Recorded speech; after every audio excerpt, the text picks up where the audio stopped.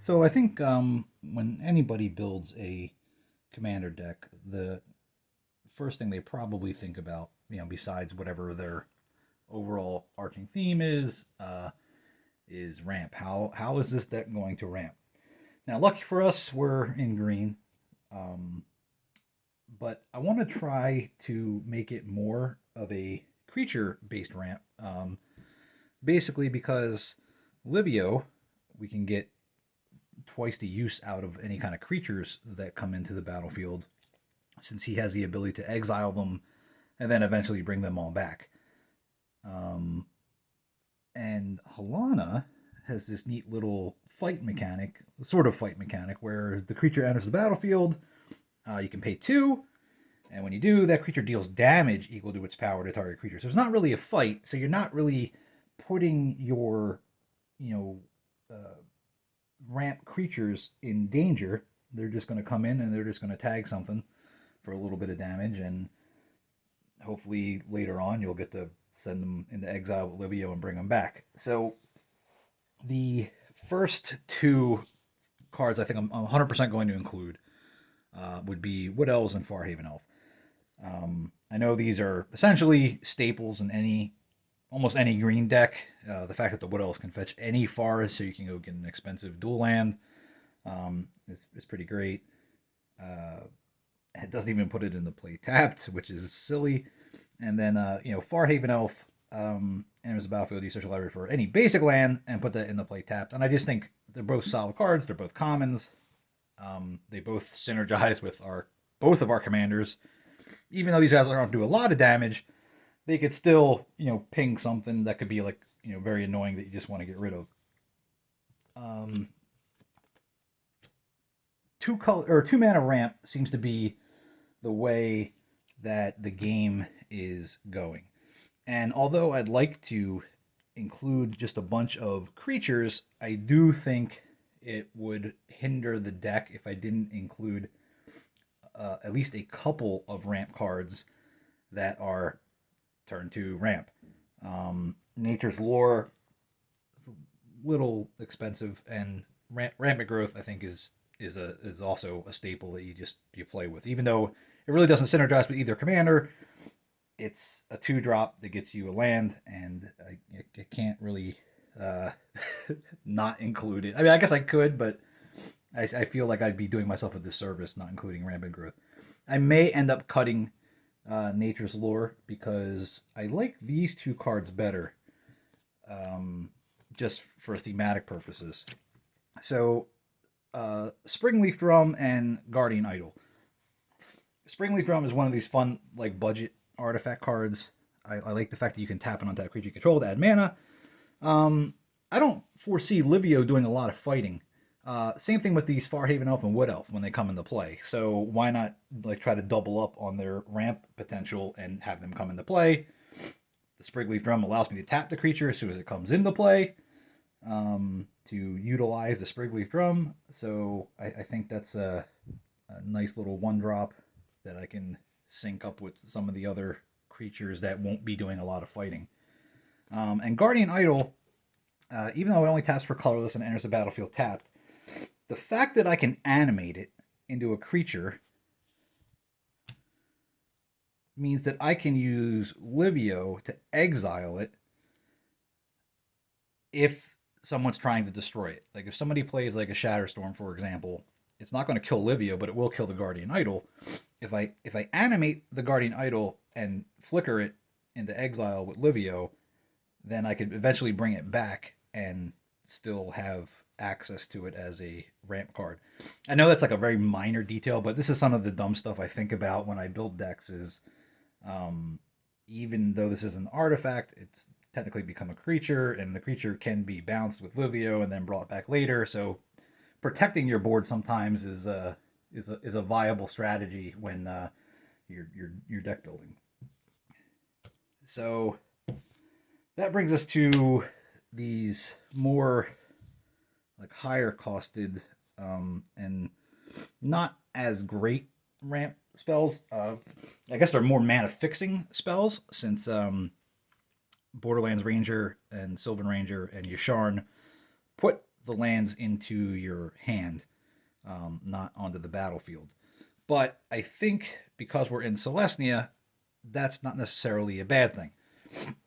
Number one, putting the land into your hand, helps thin your deck out, puts cards in hand. White is not known for being this card draw engine, and really green sort of has kind of come around to that. But the nature of this deck doesn't really work with green's card draw in that we don't really have a lot of big boys in here. It's more of it's kind of like a go wide style of deck. So the way I'm going to get around these three is by using cards like this fella, Marasa Rootgrazer. He's the 2/3 for 2 mana. He's got Vigilance, and he lets you put a land from your hand on the battlefield, and he lets you return a land back to your hand. Later on, I may include some cards that have landfall synergy. So I think this guy might make it into the deck just because he's the right colors, he's the right casting cost, and he can help us get our ramp engine going. Here's 2 budget cards that might not make the cut, but I figured I'd include them anyway. Core Cartographer, one of the very few ramp cards in white, and Ondu Giant both do the same thing. They both go fetch a land and put it into play tapped. Core Cartographer can only fetch a plains. Ondu Giant can fetch any basic land.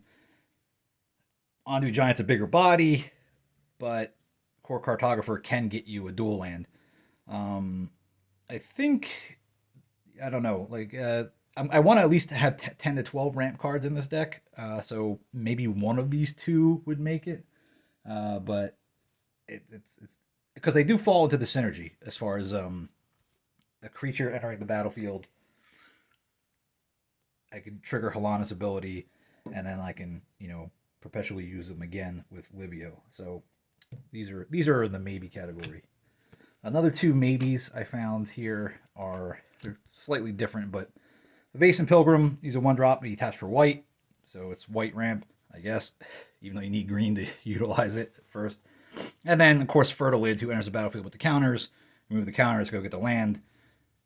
You flicker him with Livio, and so on and so forth. Now, I don't know if this deck is going to go into a direction where I'm using a lot of counters, so Fertilid might make the cut if I do, but at the same time, both are good budget options, and I mean, at least the Vase and Pilgrim's a 1-drop, and most games I play, nobody goes for your mana dork on turn 1, unless they really have a grudge out against you. These next 4, they've kind of become staples in green ramp. You got Roiling Regrowth and Harrow. Both make you sack a land, and then you go fetch 2 lands and put them into play tapped. I mean, although Harrow puts them into play untapped, which makes it even better. But both solid cards. I might make use them. They might make the cut. And then of course you got your Cultivate. I couldn't find a Kadamas Reach, but you know what that one does. And then this one, this is a proxy of Tithe, but I like this. The card's too expensive to just keep running it in multiple decks, but I do have some proxies made of it, and it's a fun card. It lets you 1-drop fetch a plains if you can control fewer lands, and then you can fetch 2. So it guarantees you a plains to hand, any plains. And if somebody's got more lands than you and not ramping you, you can put 2 in your hand, and then this guy comes back into use with cards like Tithe and even Cultivate, because Cultivate still puts 1 in your hand. I do think I might go this route with the putting the lands in the hand and seeing if I could use guys like the Rootgrazer and Azusa, Lost But Seeking. I think those cards are kind of useful to getting the extra lands in play. And then the last idea I had for ramping this deck, and this is one I actually kind of want to use, is these Eldrazi, who all have an ETB, where they make either 1/1s or 0/1s that you can sack for colorless. So Scion Summoner, for example, has when he enters the battlefield, you put a 1/1 colorless Eldrazi Scion creature token onto the battlefield, and it has sacrifice this creature to add 1. He's a 2/2 body. He can be exiled and brought back with Livio, and he can fight with Halana. And it's the same deal with this Kozilek Predator, who I really like because he makes two guys for 4. So he's four drop, 3/3, makes 2/01s that you can sack. Brood Monitor, I know he's like a staple in going infinite with a lot of decks. That is not going to be my objective with this deck, but he's a 3/3 body for 6 and makes 3/11s. Once again, still synergizes with Livio and Halana.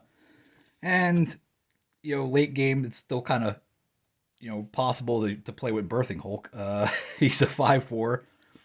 He makes mans when he comes in, 2/11s, and he's a 5/4, so, if I have the extra mana, Halana can trigger, and he can dish out 5 damage to another creature. It's green removal. But this is something I was just thinking about. I think these Eldrazi's are kind of neat. Nobody really plays them because most people who play Eldrazi just play the colorless ones. So I think they could be a lot of fun to include in the deck and see where it goes. Now, on a side note, I don't ever run Soul Ring or Arcane Signet in a green deck that's only 2 colors. I think that's a waste of a card. I'm not playing CDH. Green has access to 2 mana ramp. Why would I ever spend the money on those cards? Those cards, in my opinion, are reserved for 3-color decks and decks that don't have green. And that's just my opinion, but I think it's the right one. So, and I think that's it for ramp. So I'm going to come back and do card draw.